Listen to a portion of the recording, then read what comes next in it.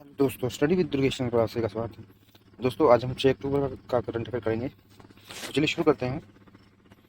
मध्य प्रदेश के मुख्यमंत्री ने भारत के सबसे बड़े पंप स्टोरेज की आधारशिला रखी। मध्य प्रदेश के मुख्यमंत्री ने भारत के सबसे बड़े पंप भंडारण परियोजना का वर्चुअल उद्घाटन किया। यह परियोजना भारत की सबसे बड़ी ऊर्जा भंडारण कंपनी ग्रीनको ग्रुप द्वारा विकसित की जा रही है। अगले 3 वर्षों में कुल निवेश 11,500 करोड़ रुपए होगा और निर्माण के दौरान 4800 नौकरियां और निर्माण पूरा होने के बाद 200 नौकरियां पैदा होंगी। फिर दोस्तों, ये इंग्लैंड का जो है 50 ओवर का कल मैक्सिमम मैच था। इसमें जो है दोस्तों, कल एक रिकॉर्ड बना है कि किसी टीम पारी के यानी किसी टीम के पारी के पूरे जो है 11 के 11 खिलाड़ियों ने 10 से अधिक रन बनाए। यहाँ पे देखिए, ये देखिए पूरा दे रखा है पूरा। जॉनी बेस्टो ने 35 और डेविड मलान ने 14, जो रूट ने 77, ऐसे करके पूरा देखिए सभी ने 10 प्लस रन बनाए हैं। ये हुआ है ऐसा इतिहास में पहली बार किसी वनडे इंटरनेशनल की पारी में सभी 11 बल्लेबाजों ने बनाए हैं 10 प्लस रन। यानी विश्व कप 2023 के पहले मैच में न्यूजीलैंड के खिलाफ इंग्लैंड के सभी 11 खिलाड़ियों ने 10 प्लस रन बनाए। वनडे इंटरनेशनल क्रिकेट इतिहास में पहली बार किसी पारी में सभी 11 बल्लेबाजों ने 10 से अधिक रन बनाए हैं। जॉय रूट ने 77 रन की पारी सर्वाधिक, जबकि 10वें नंबर के बल्लेबाज आदिल रशीद ने मार्कवुड 11वें नंबर के ने क्रमशः 15 रन 13 गेंदों में और 13 रन 14 गेंदों में बनाए। नेक्स्ट क्वेश्चन है दोस्तों, हिमानी झील के फटने से अत्यधिक वर्षा के कारण सिक्किम में अचानक बाढ़ आ गई। सिक्किम में अचानक आई बाढ़ का प्राथमिक कारण अत्यधिक वर्षा और उत्तरी सिक्किम में दक्षिण लाहोंग झील में हिमानी झील के फटने से आई बाढ़ की घटना का संभावित संयोजन प्रतीत होता है। शीर्ष आपदा प्रबंधन प्राधिकरण ने कहा है कि सिक्किम में लगभग 25 हिमनद झीलें खतरे में हैं। तिस्ता नदी में अचानक जल का बहाव बढ़ गया, जिससे कई पुल बह गए। तार थिक्स्पा मेमोरिया और न्योली ने दूसरे हिमालयन फिल्म महोत्सव में जीत हासिल की। द हिमालयन फिल्म फेस्टिवल के दूसरे संस्करण में लघु फिल्में तार थिक्स्पा मेमोरिया और न्योली विजेता बनकर उभरी। इस कार्यक्रम का उद्देश्य हमारे क्षेत्र के फिल्मी निर्माताओं को बढ़ावा देना और इसका समापन लेह में सिंधु संस्कृत केंद्र में हुआ। जबकि तुसेरिंग लॉन्सेंज की तार को विजेता घोषित किया गया। वहीं तुसेरिंग वांगडस लोनपो और ताशी दावा द्वारा निर्देशित थिक्स्पा को प्रथम विजेता घोषित किया गया। नेक्स्ट क्वेश्चन दोस्तों, 1600 ओइलट्टा कलाकारों ने 4 घंटे के नॉन स्टॉप प्रदर्शन के साथ रिकॉर्ड बनाया। तमिलनाडु की समृद्ध विरासत और परंपराओं के शानदार प्रदर्शन में कोंगू परम्बरिया ओइलट्टा कलाई कुलू संगठन ने इतिहास में अपना नाम दर्ज करते हुए एक नया विश्व रिकॉर्ड बनाया। 1 अक्टूबर 2023 को संगठन ने 1600 ओइलट्टा कलाकारों को सफलतापूर्वक इकट्ठा किया, जिन्होंने तमिलनाडु के नामक्कल जिले के तिरुचिचेंगोडे में आश्चर्यजनक रूप से 4 घंटे का पारंपरिक लोक नृत्य का प्रदर्शन किया। लखनऊ को अपना पहला पशु शवदाह मिलेगा। मृत पालतू जानवरों को और आवारा जानवरों के निपटान की समस्या के समाधान के लिए लखनऊ नगर निगम ने टी.एस. मिश्रा मेडिकल यूनिवर्सिटी के पास एक विद्युत शवदाह गृह स्थापित करने का निर्णय लिया। इसके लिए एक प्रस्ताव को एलएमसी हाउस द्वारा मंजूरी दे दी गई थी। राज्य की राजधानी में 9,000 से अधिक पंजीकृत और अनुमानित 20,000 गैर पंजीकृत पालतू जानवर हैं। दोस्तों, भारत की सबसे अमीर महिला सावित्री जिंदल 7वीं सबसे अमीर भारतीय हैं। भारत की सबसे अमीर महिला है ये सावित्री जिंदल, और अब ये जो है 7वीं सबसे अमीर भारतीय बन गई है। ओपी जिंदल समूह की चेयरपर्सन एमिरेट्स और भारत की सबसे अमीर सावित्री जिंदल अब दक्षिण निवास मित्तल को पीछे छोड़कर देश की 7वीं सबसे अमीर व्यक्ति बन गई हैं। पिछले 12 महीनों में जिंदल की कुल संपत्ति 4.82 अरब डॉलर बढ़ी है और वर्तमान में यह 18.7 अरब डॉलर है। इसके विपरीत मित्तल की कुल संपत्ति 17.2 बिलियन डॉलर है, जिसका मतलब है कि वैश्विक रैंक 98 और भारत 10वें स्थान पर है। मध्य प्रदेश में जो है दोस्तों, सरकार ने सरकारी नौकरियों में महिलाओं को 35% आरक्षण देगी। अब मध्य प्रदेश ने राज्य में वन विभाग को छोड़कर बाकी सभी भर्तियों में महिलाओं को 35% आरक्षण देने की अधिसूचना जारी कर दी है।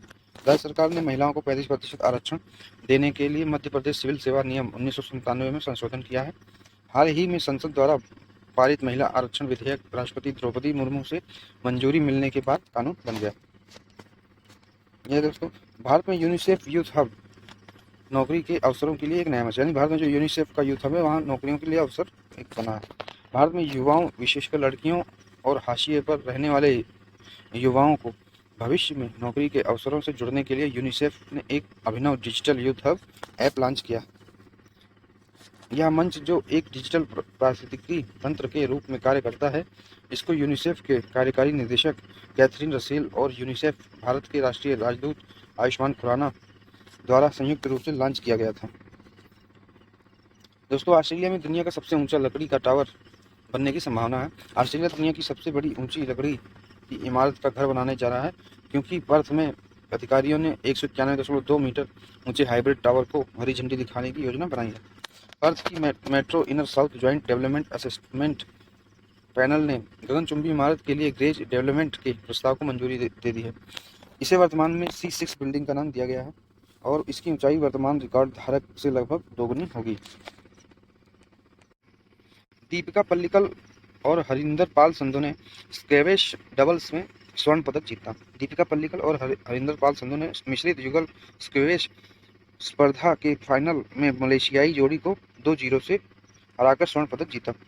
दीपिका और हरिंदर ने मलेशिया की आइफा बिनती यजमान और मोहम्मद सयाफिक बिन मोहम्मद कमाल की जोड़ी पर 11-10, 11-10 से जीत हासिल की है, यह दर्ज की। पहले गेम में मलेशिया का पलड़ा भारी था, हालांकि भारत ने वापसी की और सिर्फ एक अंक यानी 11-10 से जीत हासिल की। दोस्तों क्रिकेट स्टार रविंद्र जडेजा हिंसेंसे के नए ब्रांड एम्बेसडर बनाए गए। उपभोक्ता इलेक्ट्रॉनिक्स और घरेलू उपकरणों में वैश्विक नेता हिसेंस ने रविंद्र जडेजा को अपना ब्रांड एम्बेसडर नियुक्त करने की घोषणा की। वह भारतीय बाजार में कंपनी के पहले एम्बेसडर हैं। यह रणनीतिक साझेदारी उत्कृष्टता, बहुमुखी प्रतिभा और नवाचार के प्रति हिसेंस के समर्पण को रेखांकित करती है, जो युवा और आकांक्षी उपभोक्ताओं के बीच जडेजा के उल्लेखनीय कौशल को लोकप्रियता को दर्शाती है। दोस्तों भारत ने तीरंदाजी में कंपाउंड पुरुष स्पर्धा में दक्षिण कोरिया को हराकर स्वर्ण पदक जीता है। भारत ने एशियाई खेल 2023 में कंपाउंड पुरुष स्पर्धा में तीरंदाजी में स्वर्ण पदक जीता। ओजस प्रवीण देवतले, अभिषेक वर्मा व प्रथमेश समाधान जावकर की टीम ने भारत को दक्षिण कोरिया और 235 से 230 से हराने में मदद की है। इसका मतलब यह भी हुआ कि भारत ने हांगझू में चल रहे टूर्नामेंट में अपना 21वां स्वर्ण पदक जीता। ओजस, अभिषेक और प्रथमेश तीरंदाजी की दुनिया में प्रसिद्ध हस्तियां हैं। तो दोस्तों भारतीय तीरंदाजी कंपाउंड महिला टीम स्पर्धा में स्वर्ण पदक जीता। ज्योति सुरेखा वेन्नम और अदिति गोपीचंद और परनीत कौर की भारतीय तीरंदाजी कंपाउंड महिला टीम ने हांगझू में चल रहे एशियाई खेलों में स्वर्ण पदक जीता। ज्योति, अदिति और परनीत की तिकड़ी ने चीनी ताइपे की यी हसुआन चेन, फिर जो हुआंग और लियोयुन वांग को 230-229 से हराकर स्वर्ण पदक जीता। दोस्तों नेक्स्ट क्वेश्चन है, भारत यूएई ने MOU यानी एक समझौते पर हस्ताक्षर किए हैं अंतरिक्ष, नवीकरणीय ऊर्जा और आर्टिफिशियल इंटेलिजेंस में सहयोग करना। निवेश पर 11वीं उच्च स्तरीय टास्क फोर्स के दौरान भारत और यूएई ने प्रौद्योगिकी हस्तांतरण, कृत्रिम बुद्धिमत्ता और अंतरिक्ष प्रौद्योगिकी पर विशेष जोर देने और दोनों देशों के लागू कानूनों का पालन करते हुए उद्योगों को मजबूत करने और विकसित करने के लिए एक समझौता ज्ञापन पर हस्ताक्षर किए। केंद्रीय वाणिज्य मंत्री पीयूष गोयल अपने प्रतिनिधिमंडल के साथ अबू धाबी IJAE में बैठक में शामिल हुए। पीएम मोदी ने विजयपुर औरैया फूलपुर गैस पाइपलाइन परियोजना का उद्घाटन करेंगे। पीएम मोदी अपने मध्य प्रदेश के दौरे के दौरान जबलपुर में विजयपुर औरैया फूलपुर गैस पाइपलाइन परियोजना राष्ट्र को समर्पित करेंगे। प्रधानमंत्री मुंबई नागपुर झारसुगुड़ा पाइपलाइन परियोजना के नागपुर जबलपुर खंड 317 किलोमीटर की आधारशिला भी रखेंगे। 1103 करोड़ रुपए की लागत से प्राकृतिक गैस पाइपलाइन बिछाई जा रही है, जो महाराष्ट्र के नागपुर से शुरू होगी। स्वावलंबन 2023 पॉजिटिव इंडिकेशन लिस्ट। दोस्तों इसमें जो राजनाथ सिंह ने नई दिल्ली में 5वीं सकारात्मक स्वदेशीकरण सूची जारी की। रक्षा मंत्री राजनाथ सिंह ने नई दिल्ली में नौसेना के अद्यतन स्वदेशी कार्यक्रम स्वावलंबन 2.0 का शुभारंभ किया। रक्षा मंत्री ने सैन्य मामलों की विभाग DMA की 5वीं सकारात्मक स्वदेशीकरण सूची भी जारी की। जिसमें 98 आइटम शामिल हैं। सूची में अत्यधिक जटिल सिस्टम, सेंसर, हथियार और गोला बारूद को शामिल किया गया है। दोस्तों स्लाइस और north east small finance bank का विलय होगा। फिनटेक यूनिकॉर्न स्लाइस और north east small finance bank को देश भर में तकनीक सक्षम वित्तीय पहुंच के विस्तार के अपने संयुक्त दृष्टिकोण में तेजी लाने के लिए अपने आगामी विलय की घोषणा करते हुए खुशी हो रही है। विलय से जमीनी स्तर के वित्तीय समावेशन प्रयासों के साथ अत्याधुनिक प्रौद्योगिकी पेशकशों को एकीकृत करने और उनके साझा लक्ष्यों को साकार करने में मदद मिलेगी। दोस्तों बॉक्सिंग में लवलीना बोरगोहेन ने रजत पदक जीता। टोक्यो ओलंपिक की कांस्य पदक विजेता लवलीना बोरगोहेन ने खचाखच भरे हांगजो जिम्नेजियम में स्थानीय पसंदीदा ली कियान से हारने के बाद 76 किलोग्राम रजत पदक के साथ अपने एशियाई खेलों के अभियान का अंत किया। बोरगोहेन ने इस साल की शुरुआत में दिल्ली में विश्व चैंपियनशिप के सेमीफाइनल में ली को हराया था, लेकिन 26 वर्षीय लवलीना से 7 साल बड़ी चीनी मुक्केबाज ने अपना बदला अंदाज में लिया। भारत ने पुरुषों के 4x400 मीटर यानी 1600 मीटर रिले में स्वर्ण पदक जीता। हांगजो में एशियाई खेल 2023 में पुरुषों की 1600 मीटर रिले में भारतीय चौकड़ी ने स्वर्ण पदक जीता। अमोज जैकब, मोहम्मद अनस याहिया, राजेश रमेश और मोहम्मद अजमल वारिया थोड़ी की टीम 3:01.58 के समय के साथ यानी 3 मिनट 1 सेकंड होगा या 3 घंटा 1 मिनट 58 सेकंड के समय के साथ समाप्त हुई। इस चौकड़ी ने बेल्जियम में हाल ही में संपन्न एथलेटिक्स विश्व चैंपियंस में एरिया रिकॉर्ड बनाया, जो भारत के पास भी है। क्विक फैक्ट्स में देख लेते हैं दोस्तों। त्वरित तथ्य, आईसीसी क्रिकेट पुरुष विश्व कप टूर्नामेंट में जो है 5 अक्टूबर से 19 नवंबर तक चलेगा और इसकी शुरुआत जो है 2019 फाइनलिस्ट इंग्लैंड और न्यूजीलैंड के मैच से होगी यानी हो चुकी है। इसमें 210 टीमें Afghanistan, Australia, Bangladesh, England, Bharat, Netherland, New Zealand, Pakistan, दक्षिण अफ्रीका, श्रीलंका राउंड रॉबिन प्रारूप में खेलेंगी। ऑस्ट्रेलिया 5 बार चैंपियन बना, जबकि भारत और वेस्टइंडीज ने 2-2 बार ये खिताब जीता है। भारतीय नौसेना ने स्वदेशी नेविगेशन प्रणाली और झुंडरोधी ड्रोन विकसित किए हैं। भारतीय नौसेना ने एक स्वदेशी नेविगेशन प्रणाली और एक झुंडरोधी ड्रोन विकसित किया है, जो अपने युद्धपोतों के चारों ओर दीवारें बनाने में सक्षम है। भारतीय नौसेना अपने स्वावलंबन पहल के माध्यम से विशिष्ट प्रौद्योगिकियों के विकास के साथ आगे बढ़ रही है। द्रोणम काउंटर ड्रोन प्रणाली को राष्ट्रीय राजधानी में भारतीय नौसेना की स्वावलंबन 2023 प्रदर्शनी में प्रदर्शित किया गया था। दोस्तों हिमानी झील विस्फोटक बाढ़, GLOF एक प्रकार की विस्फोटक बाढ़ है जो तब होती है जब एक हिमानी झील अचानक बह जाती है। ऐसा कई कारणों से हो सकता है, जिनमें बांध का ओवरटॉपिंग, बांध की विफलता, बर्फ का हिमस्खलन और लगातार बारिश शामिल है। दोस्तों रीमा दास को APSA में सर्वश्रेष्ठ निर्देशक के रूप में नामांकित किया गया।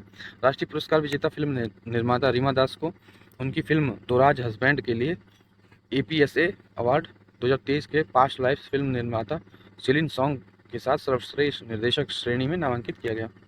फिल्म निर्माता दरखान तुलेगे नो ब्रदर्स और Liang Ming care free days को भी इस खंड में नामांकित किया गया। दोस्तों कल का यानी 5 अक्टूबर का इतिहास देखते हैं। 5 अक्टूबर का इतिहास 1914 में विश्व युद्ध पहली बार एक विमान ने गोलियों से दूसरे विमान को सफलतापूर्वक नष्ट किया था। कब किया था? 5 अक्टूबर को 1914 में। 5 अक्टूबर 1921 में द वर्ल्ड सीरीज रेडियो पर प्रसारित होने वाली पहली श्रृंखला थी।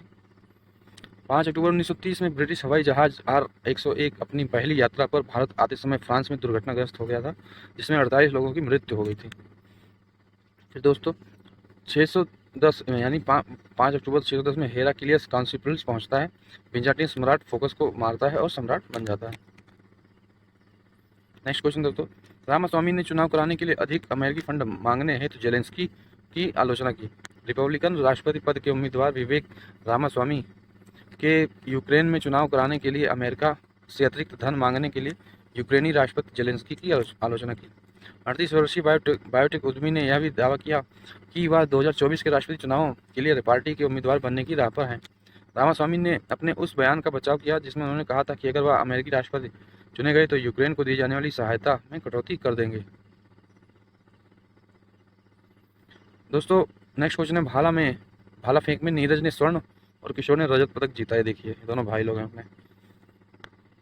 भारतीय भाला फेंक खिलाड़ी नीरज चोपड़ा और किशोर जेना ने शानदार प्रदर्शन करते हुए स्वर्ण और रजत पदक जीते, जबकि भारतीय एथलीटों ने अपना सनसनीखेज प्रदर्शन जारी रखते हुए एशियाई खेलों की एथलेटिक्स प्रतियोगिता में 7 पदक जीते। नीरज चोपड़ा ने जो है 88.88 मीटर की सर्वश्रेष्ठ के साथ समाप्त हुए, जबकि किशोर ने 87.54 मीटर के साथ रजत पदक हासिल किया। सरकार ने जीपीएफ पर ब्याज दर जो है 7.1% पर बरकरार रखी है। सरकार ने अक्टूबर दिसंबर तिमाही के लिए सामान्य भविष्य निधि बचत पर ब्याज दर 7.1% पर बरकरार रखी। यह लगातार 15वीं तिमाही है जब उसने सरकारी कर्मचारियों को की सेवानिवृत्ति पर भुगतान की जाने वाली दरों को रोकने का विकल्प चुना। वित्त मंत्रालय ने 7.1% की दर अधिसूचित की, जो रेलवे और सशस्त्र बलों में सेवारत कर्मचारियों सहित सरकारी कर्मचारियों के लिए अन्य भविष्य निधि पर लागू है। नेक्स्ट दोस्तों, भारत में सेवा क्षेत्र की गतिविधि सितंबर में 13 साल के उच्चतम स्तर पर पहुंच गई। मजबूत मांग स्थितियों के बीच नए कारोबार में तेज वृद्धि के कारण सितंबर में भारत में सेवा क्षेत्र की वृद्धि 13 साल के उच्चतम स्तर पर पहुंच गई।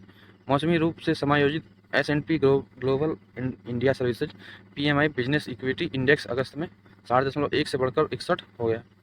परचेजिंग मैनेजर्स इंडेक्स की भाषा में 50 से ऊपर प्रिंट का मतलब विस्तार है, जबकि 50 से नीचे का स्कोर संकुचन दर्शाता है।